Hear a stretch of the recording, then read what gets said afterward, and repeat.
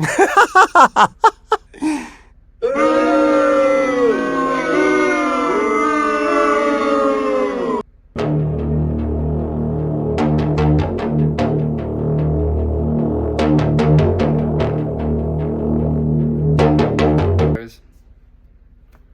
back to a very exciting From Train to Shelf review.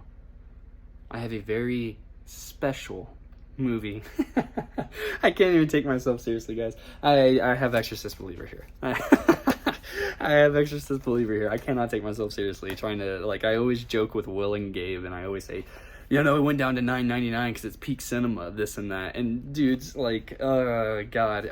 So if you don't know, or you didn't follow me along on, like, the Reddit and the Discord for a few years, at one point I did have every horror movie. I would buy every single horror movie on 4K. At one point I did, but then Severance everybody started putting out horror movies, and some of them were like $65, $70, and I jumped ship on that, like, really quick, because there was, like, I think it was The Changeling by Severin that they did, and that was a god-awful transfer, and it was $60. It was one of their first 4Ks, and I was just out at that point. So Gabe sent me a message, hey, are you still buying every single one? And I kind of replied, well, I didn't buy The Nun 2, so probably not. And he hit me with the link whenever Exorcist Believer Steelbook on the Best Buy exclusive site went down to $9.99. And I laughed, and I sent him my order confirmation. So it's kind of been this running joke, and it's just a laugh since then. But yes, I did buy it. I'm the only person I've seen buy it. You know, here's my copium. It's Best Buy's last exclusive steelbook. There you go. That's all I need. That's worth $9 right there. Pretty sure it was. I hope it was, because otherwise I have nothing to cope with on this, because you'll see. So anyways, it's a limited edition steelbook right here. Nothing too fancy. J card right there that goes into the details, which I'll describe what's on the back of that, and has everything in the special features department here in a second. It's got the seal of Ori Calcos, or whatever that is, the Exorcist seal. And then I got to take this out because this actually looks really cool. And then I'll put the discs back in there. That looks awesome. That looks awesome. Steelbook, really solid. A very, very, very solid thing, and then the cross right there. So, yeah, cool. That's about where the positivity stops, guys. I'm not going to lie. I really, really was hoping that maybe I just had, because I don't watch a lot of trailers, so I was hoping that whenever I went and saw, I forgot what I went to go see. Maybe, I forget what it was. It was something, but then they ended up showing the Exorcist Believer trailer. It was one of our first podcast episodes, was like Exorcist Believer, Exorcist 4K review was our very first podcast episode. And I think we had said, like, we just wanted it to be solid, this and that. And then right after that, I went to go see some type of movie, and it showed the trailer. I don't watch trailers, and I just was way less excited for it. Exorcist, phenomenal movie, masterpiece in this department, everything along those lines. Exorcist Believer is not, and I really did hope that I would come around on a second watch, find some more redeeming qualities about it. Every praise and every bit of praise that I had the very first time I watched this movie, it's the same.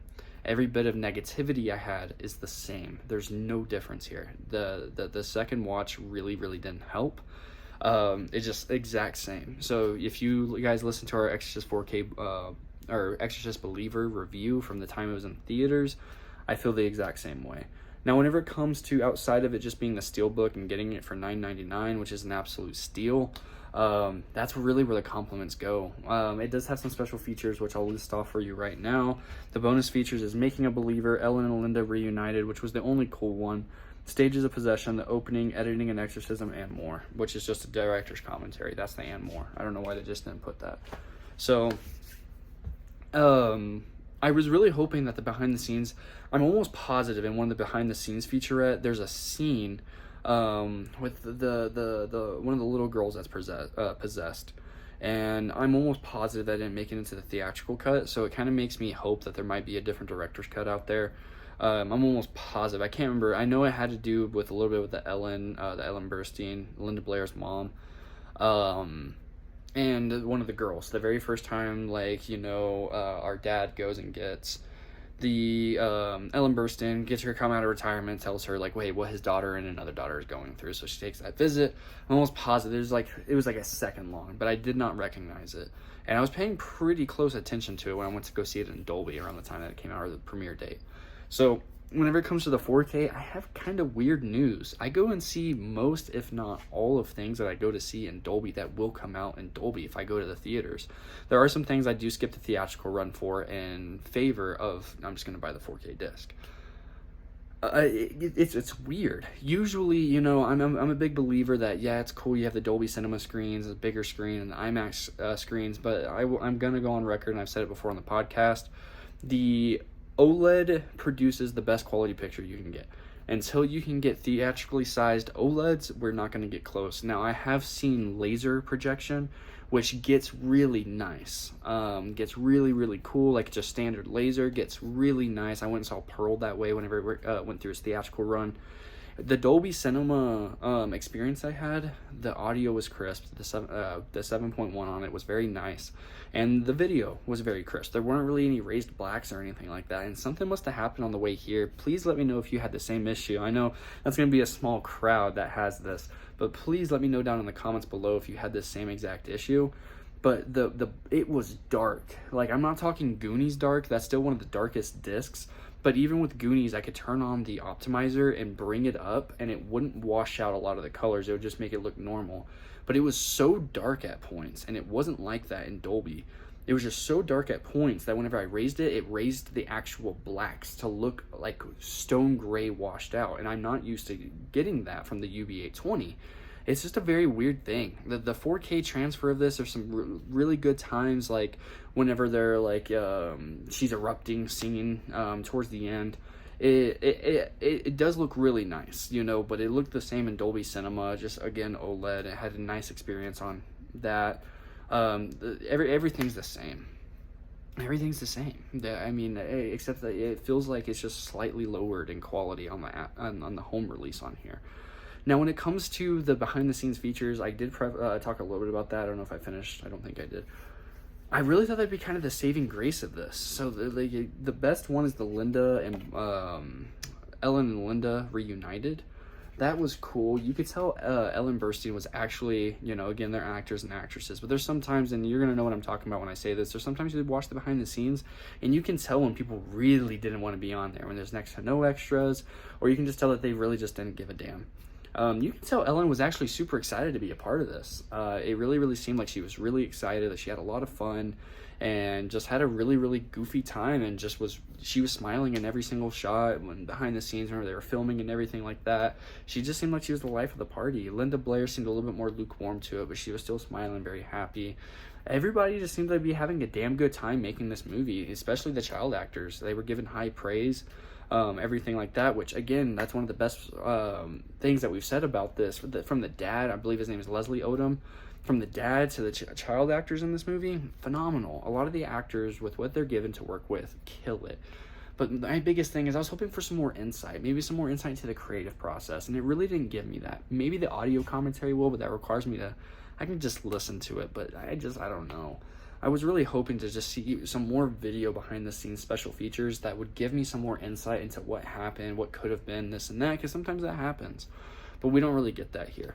And so that's going to put me on record as saying, like, this is just a dud package for the home release. It's pretty much exactly what we expected. There's not a lot of cool things going on here. It's a steelbook. The steelbook's nice. If you're able to catch it again for the $9.99 on Best Buy's website before they completely exit the 4K game, I would highly recommend that you get a hold of it. Otherwise, I do not believe in this. I will probably go see the sequels, but at the same time, I don't know. This just wasn't it. I was really hoping the special features would bring in the disc. I knew I was hoping, but I kind of knew I wouldn't like the movie anymore because I paid really crazy attention to it the first time. There wasn't really anything new, maybe things that I missed or anything like that. It's still just a dud of a movie in my opinion, and it's just a dud of a package as well. There's not a lot of things that give me, there's like 5 or 6, I believe is how many I read out, bonus features, but they aren't ones that give me that elevated experience that I would want, right?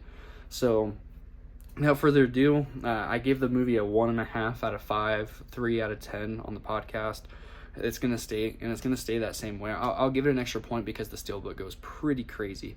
So I'll say it's about a 4 out of 10, 2 out of 5 as a whole package. And the steelbook again is carrying that. Just like a recent review where I put out for Fog City.